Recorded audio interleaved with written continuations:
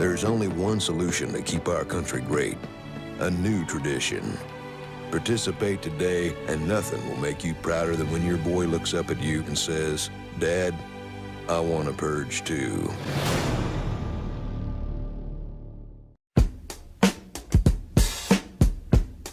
Hi, welcome to Focus Film Reviews. Today we'll be discussing The First Purge, the fourth film in the Purge franchise, or Purge Cinematic Universe, or whatever. But before we do that, we'll have to discuss the other three films, so be warned, there will be spoilers after this sentence ends. When The Purge first debuted in 2013, it should have been a grand slam. It's set in a dystopian but realistic near future where the new Founding Fathers of America, or NFFA for short, is the elected party, and they've somehow sanctioned a day where for 12 hours, all crime is legal.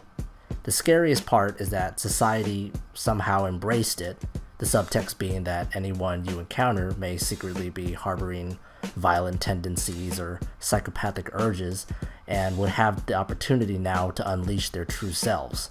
It's a sick and twisted but so delightfully compelling premise that holds so many possibilities. However, none of the Purge films so far have been able to live up to their full potential. 2013's The Purge was a huge disappointment because the brilliant premise is only used as window dressing. The whole scope and scale of The Purge is shrunk down to one house, nullifying the true horror of The Purge, which is a nationwide event, mind you. The film is essentially just a bog-standard home invasion thriller, just stupider and more cliched than other, better home invasion thrillers. This film basically brought nothing new to the table and was just full of stock characters doing stupid things. In 2014, we got the sequel, The Purge Anarchy, which was everything that the first film should have been. It provided us with much needed world building. This time the film takes place in an entire city filled with chaos and follows more than one set of characters, each with their own stories, as well as a broader scope of the implications of the Purge. For example, the notion that the government uses the Purge to eliminate minorities and lower-class citizens just so they can reduce debt and maintain a wealthy, privileged status quo is a chilling idea that fits beautifully into this hellish world. Even more disturbing is when it's revealed that the government actually sends in their own goons to purge said civilians. There's other nifty ideas also thrown in to add more layers and dynamics into the mix of the Purge, such as the idea of purge profiteers who kidnap civilians and deliver them to gangs of rich people for their own private purge. There's also the idea of a resistance movement against the NFFA that was introduced. However, the film still doesn't entirely work when it goes into action hero mode, which it does pretty often. Frank Grillo's character is pretty efficient at blowing away bad guys in times of danger, which kind of saps all the tension. The protagonist also gets saved a lot by coincidence, such as the ending where just before they're done for, the resistance movement unexpectedly barges in and starts killing the baddies.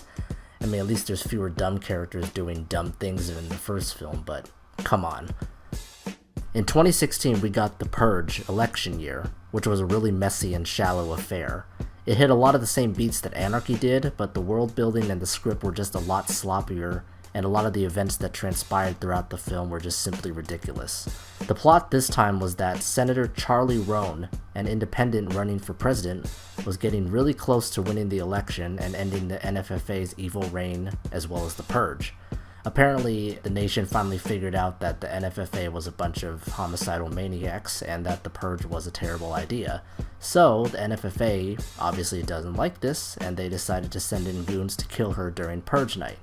There's a hilarious scene in the film where sneering NFFA guys in suits sit around a huge table and discuss this. What else can we do? We do whatever it fucking takes!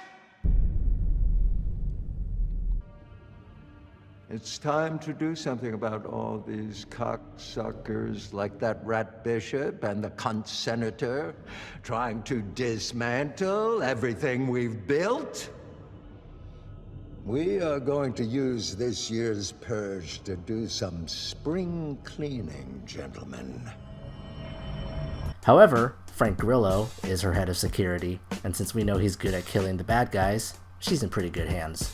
On that note though, if the senator is so against the Purge and is so aware of the hostility against her by the NFFA, then why didn't she just fly to the safety of another country where the Purge doesn't exist, so that way she could protect herself? Wouldn't that be the best option for her? Anyway, election year, like Anarchy, suffered from going into action hero mode too often. This time they had the likes of Betty Gabriel efficiently blowing away psychos wearing creepy masks. However, the problem is that the violence was all a bit too rousing. I mean, the bad guys are exaggerated and written to be as hateable as possible, so when they get killed, the natural reaction for the viewer is cheering and happiness.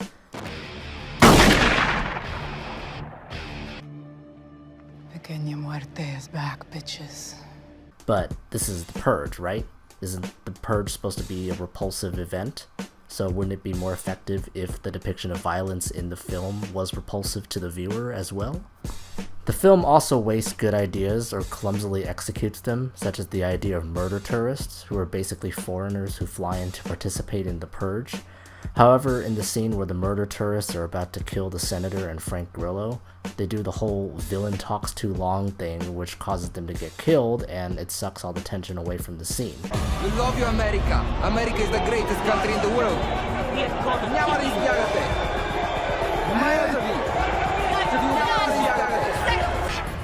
We will now purge. We will torture you and violate your flesh. Remove your skin and share in your blood. This is the American way.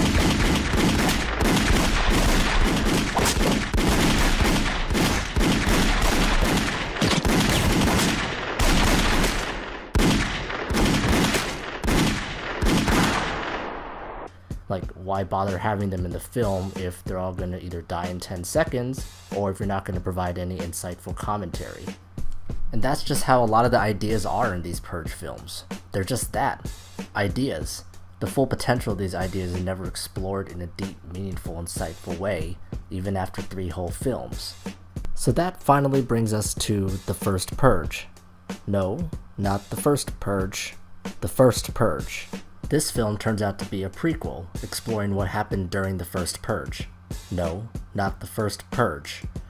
Turns out the Purge was conceived by Dr. Marissa Tomei as a quote-unquote psychological experiment. Not a political one, despite the fact that NFFA officials seem to be in charge of the experiment, and some NFFA guy is always by Dr. Marissa Tomei's side, pulling the strings. The experiment is being tested on Staten Island, New York. Now, we learned that the citizens who agree to remain on Staten Island will get paid $5,000 and more if they actively participate. It's interesting to note that all the citizens being interviewed are minorities or part of the working class, and as is frequently stated throughout the film, quote-unquote, they need the money. We're introduced to our cast of bland stock characters.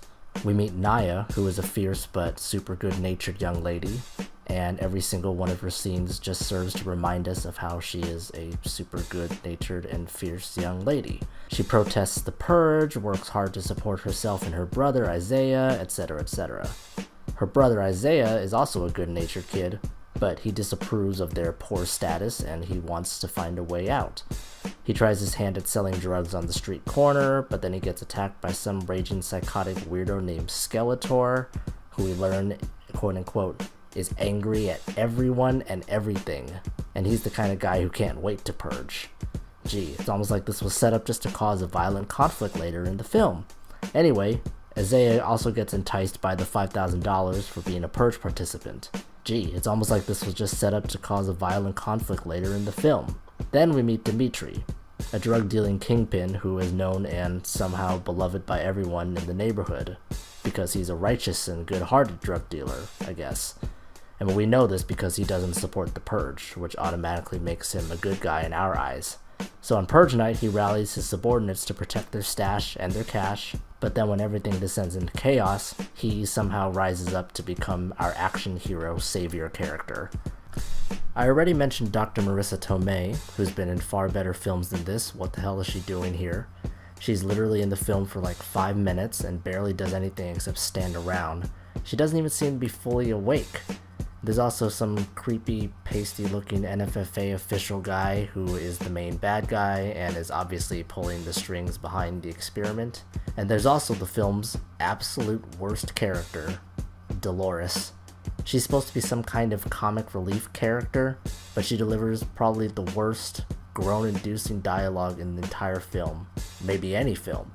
Her dialogue consists almost entirely of sarcastic, unfunny, one-liners spoken with extreme sass and attitude, and given the serious tone sustained throughout the film, her lines immediately destroy any immersion in the film. But back to the plot. Once the purge finally commences, it doesn't immediately descend into chaos. Turns out that most of the people on Staten Island are just doing, petty things like looting and throwing block parties.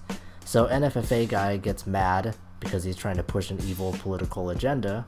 So in a shocking anti-twist, it turns out that he mobilizes his NFFA goons to start killing sprees around town, so that way the purge can be considered a success. You're sending soldiers into the island disguised as citizens. This country needs for this to work. He explains, and get this, that the government needs to wipe out low-income citizens and minorities to cut costs and maintain the status quo of rich people because of overpopulation. Christ, it's like fucking deja vu all over again. Dr. Marissa Tomei is shocked by this whole thing. Well, at least as shocked as she could be since she just seems bored for the entire film.